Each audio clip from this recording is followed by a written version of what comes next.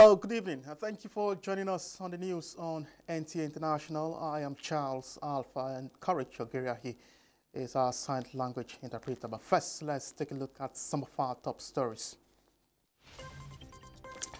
National Economic Council advises withdrawal of tax bills from National Assembly. The Nigeria Governors Forum convenes on national issues, commends President Tinubu's reforms.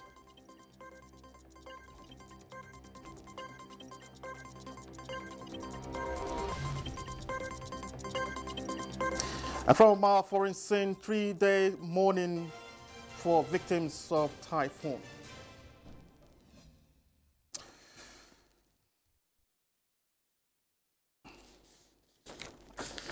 All right, President Bola Tinubu is suggesting that the long-standing cordial relations that Nigeria has maintained with the Republic of France, People's Republic of China, and the Kingdom of Denmark over many years should translate into mutual economic benefits for citizens, particularly in key areas of education, health, and infrastructure. The President gave an assurance of more economic diplomacy at a ceremony to receive letters of credence from new envoys of the three countries. Details of this report will be brought to you as soon as it is ready. And now the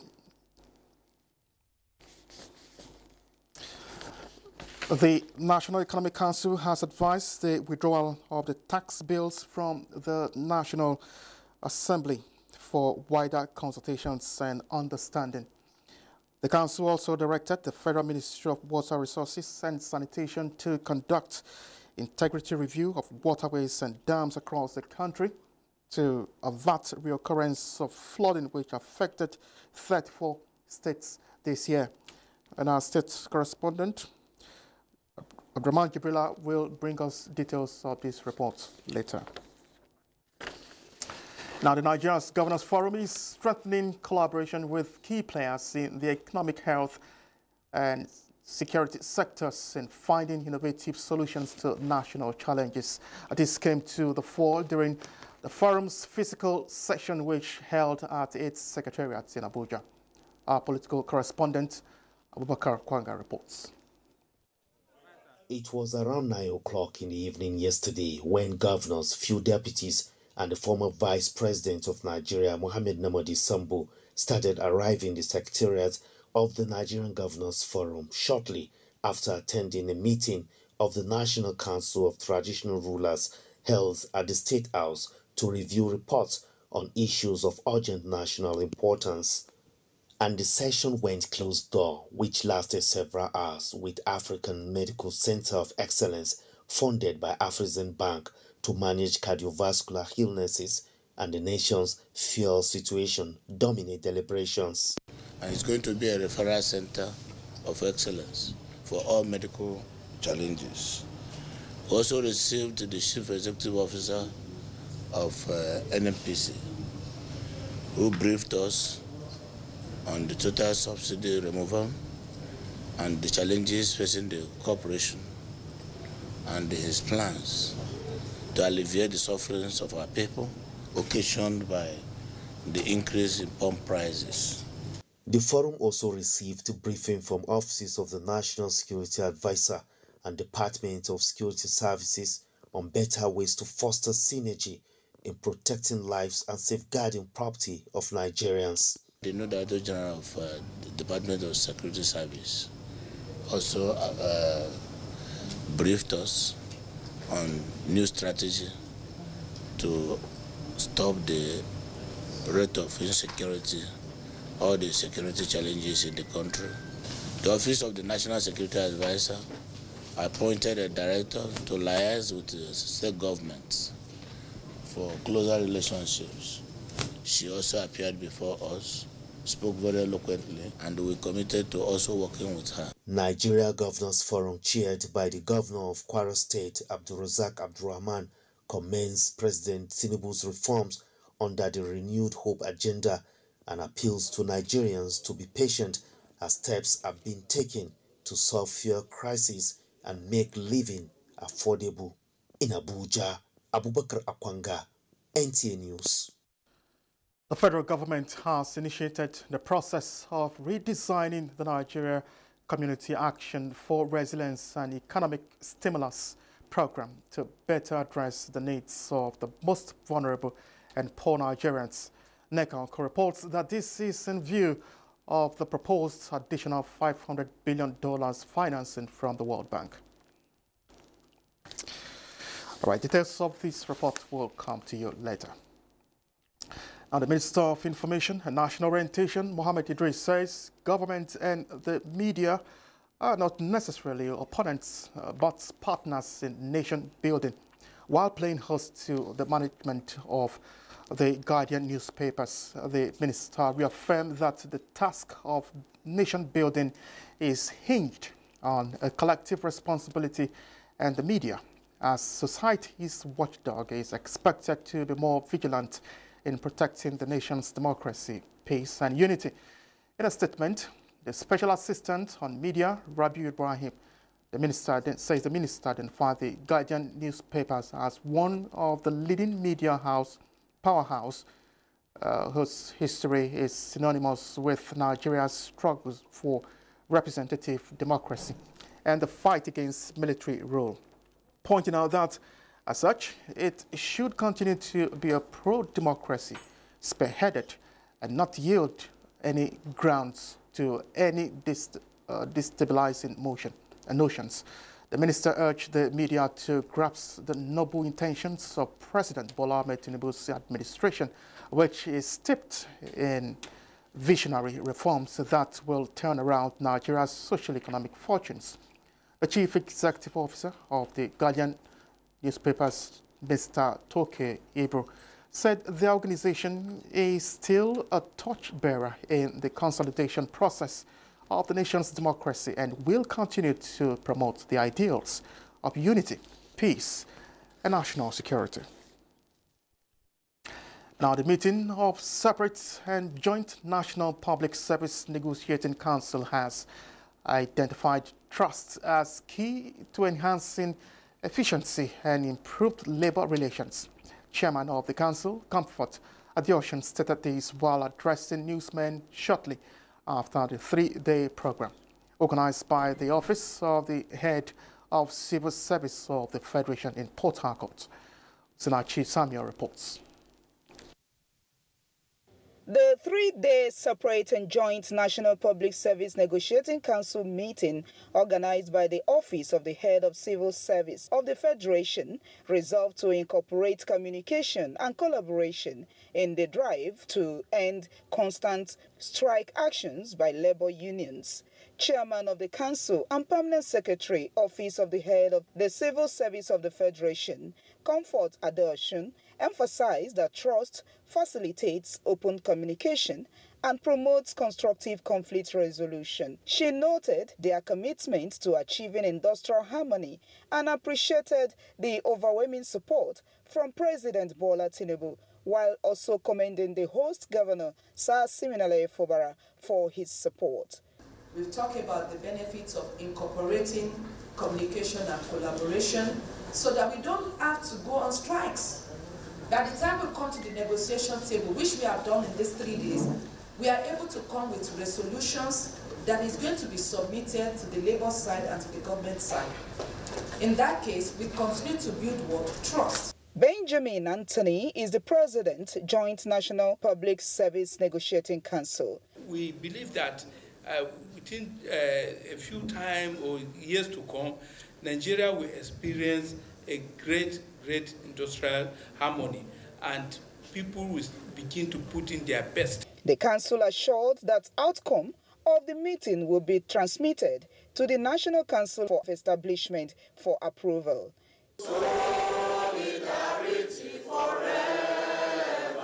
In Port Harcourt, Osinachi Samuel, NTA News.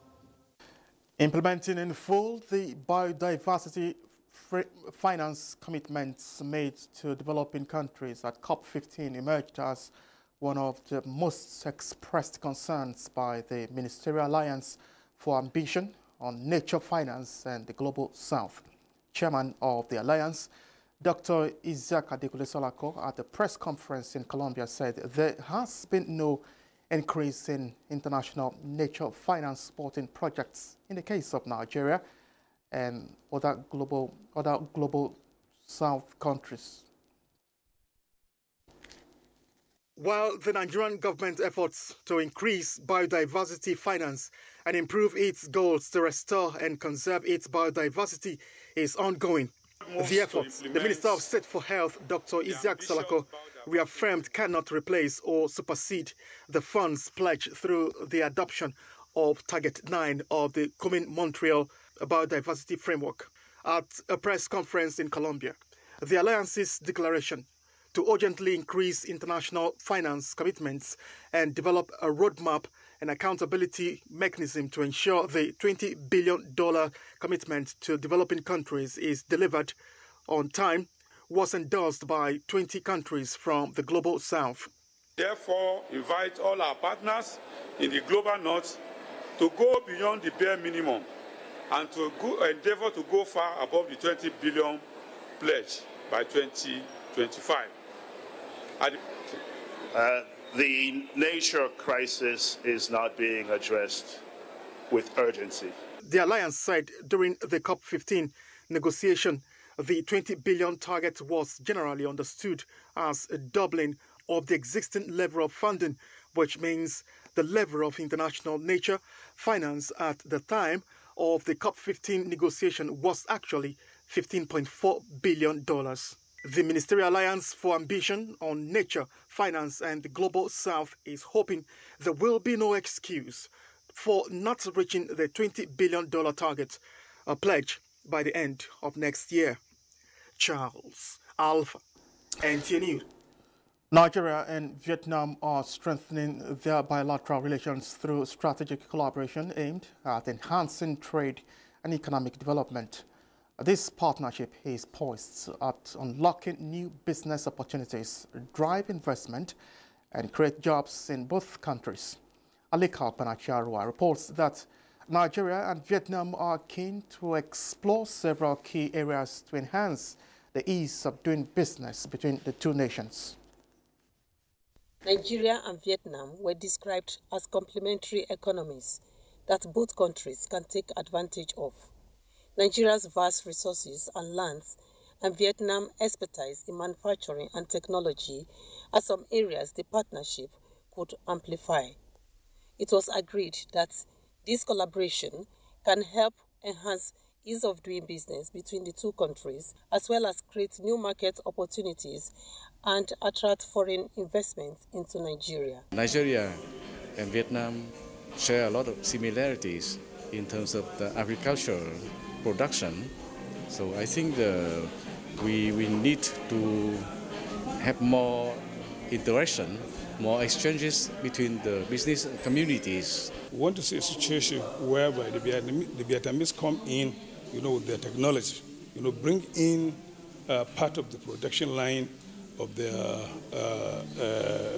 let's say, fabric industry, the footwear, the cashew, to come, for instance, and process cashew in Nigeria.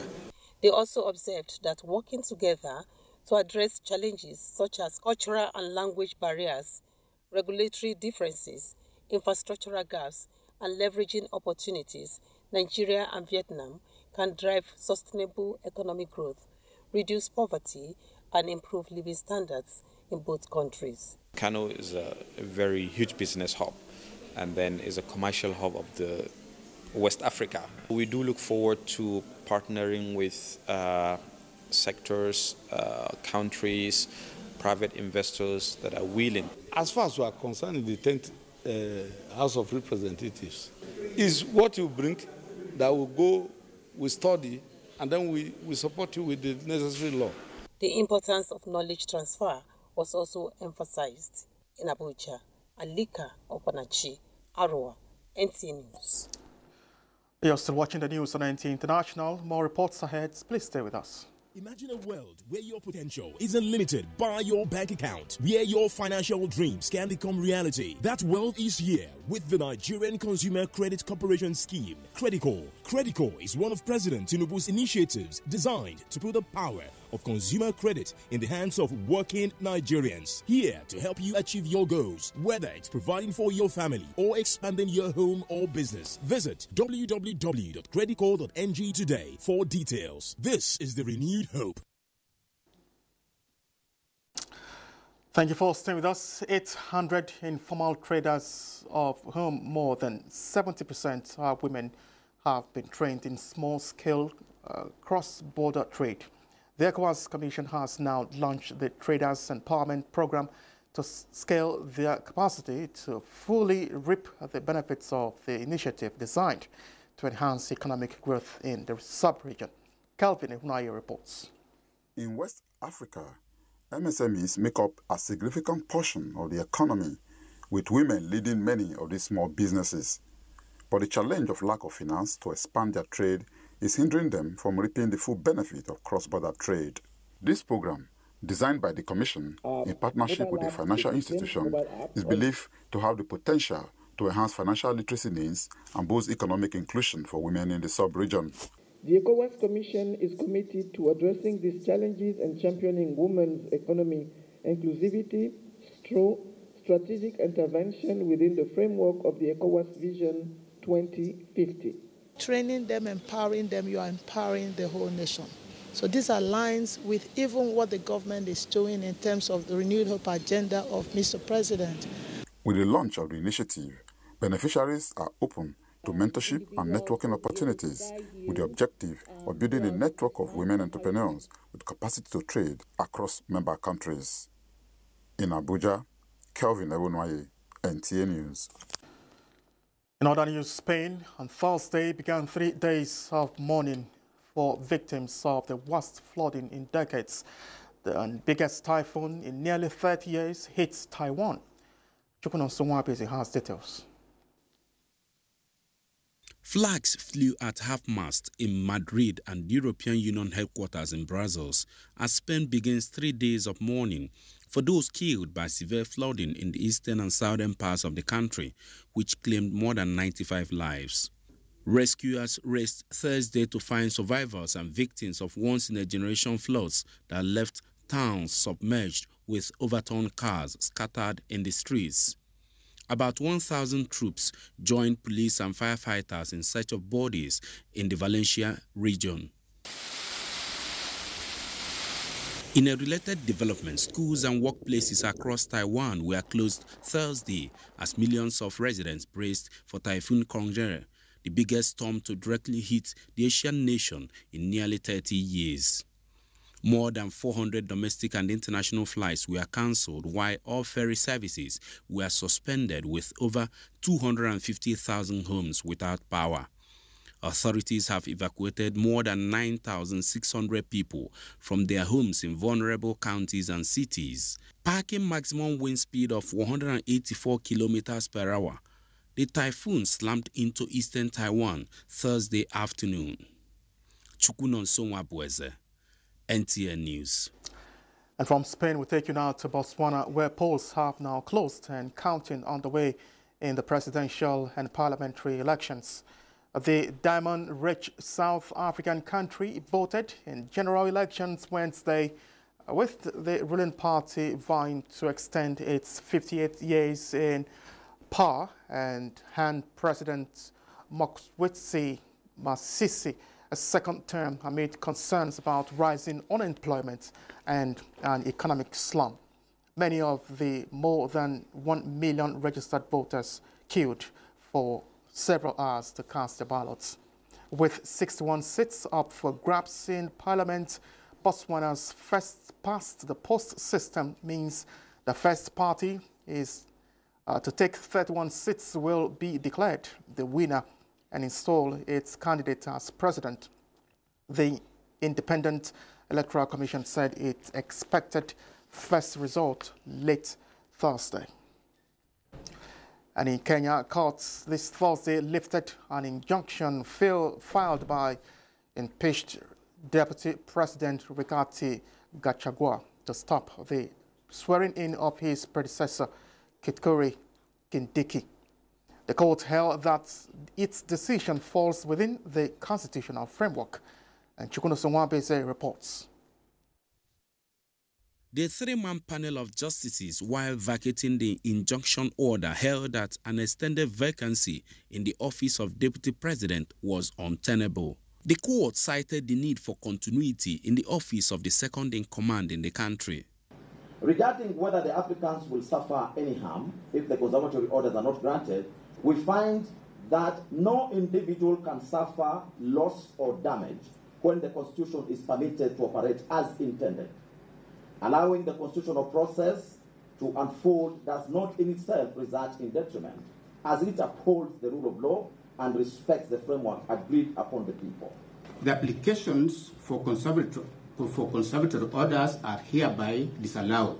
The court, however, ruled that the case challenging Gachagua's impeachment can continue.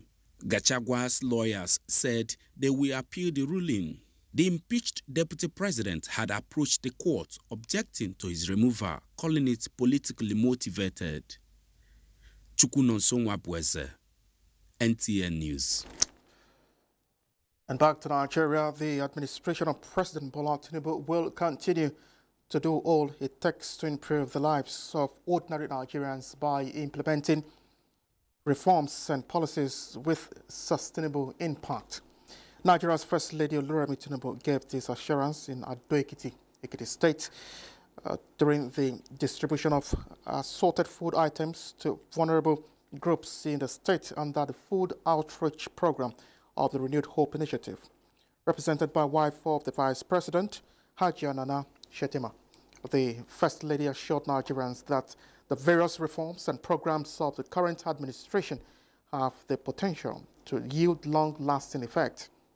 While presenting the items to the beneficiaries, the First Lady says Renewed Hope Initiative will sustain the monthly intervention which targets vulnerable groups under its social investment programs in order to support government's efforts at meeting the needs of the people. She implored the beneficiaries not to divert the items to the market, but use it in their households. Appreciating the First Lady support to the state, especially interventions in agriculture, women empowerment and scholarship, wife of Ekiti State Governor Olayemi Oyebanji also urged the beneficiaries to embrace farming, especially in their homes, so they can provide food for their families and neighbors. Since its launch in the FCT in December 2023, the Renewed Hope Initiative Food Outreach Program has covered some states with noticeable impact on the lives of people with disabilities, women and youth.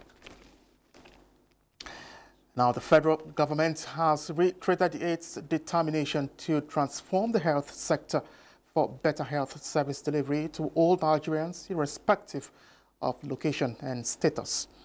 The Coordinated Minister of Health and Social Welfare, Professor Muhammad Ali Pate, said this at the meeting with the media ahead of the 2024 Joint Annual Review meeting. The joint review scheduled for next week will provide opportunity to assess Nigeria's healthcare progress, including key metrics such as maternal and child health, access to primary healthcare, and progress in combating diseases like HIV, tuberculosis, and malaria. The minister noted the signing of the compact agreement with state governments, with commissioners of health, with our development partners, through various working groups, which have looked at the data, and we have used instruments such as the People's Perceptions Survey. The National Primary Health Development Agency revealed present government's intention to double the one facility per ward in a bid to ensure Nigerians have access to healthcare they deserve. community-based health worker program to working with the states to build a more sustainable mechanism where you have a fixed cohort of people that are salaried and working for government, whose job it is to be deployed to these communities, to be the interface between. As the Nigerian Union of Journalists Triennial Delegates Conference approaches in November, candidates have continued to tour State Council seeking support from members to lead the Journalists Union. Latest on this trend is one of the presidential aspirants of the union, NTA's Dele Atumbi, who was in Minna, the Niger State capital, to canvass for votes, promising to prioritize members' welfare and review laws of journalism practiced in Nigeria. Hosseina Musa reports. NTA's Dele Atumbi, one of the candidates seeking for the position of president of the Nigerian Union of Journalists, was in Minna to interface with the delegates and members of the union ahead of November election. Atumbi's train-tagged rejuvenation team has a vision which focuses on strengthening professional development, enhancing media practitioners' welfare, fostering unity and cooperation among members, as well as promoting journalism's role in national development.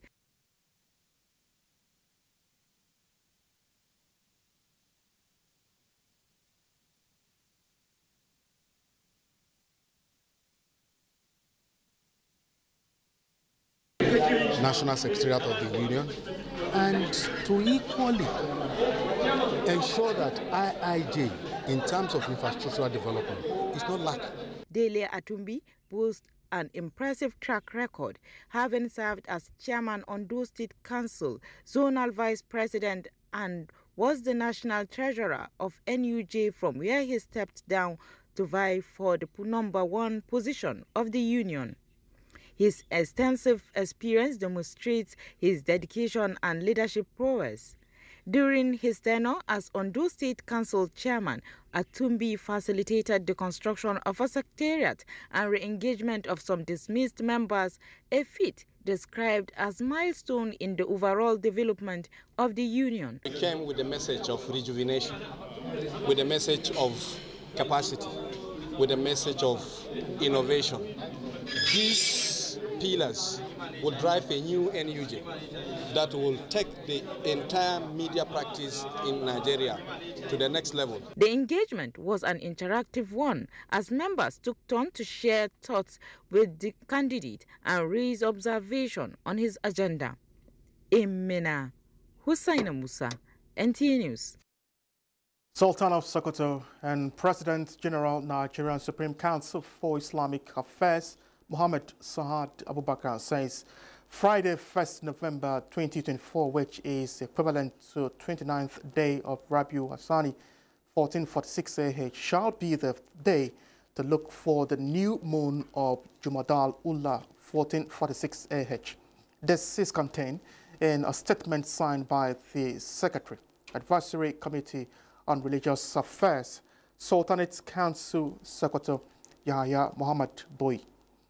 Muslims are therefore requested to start looking for the new crescent of Jumadal Ula 1446 AH on Friday and report its right sighting to the nearest district or village head for onward communication to the Sultan, Mohammed Saad Abubakar.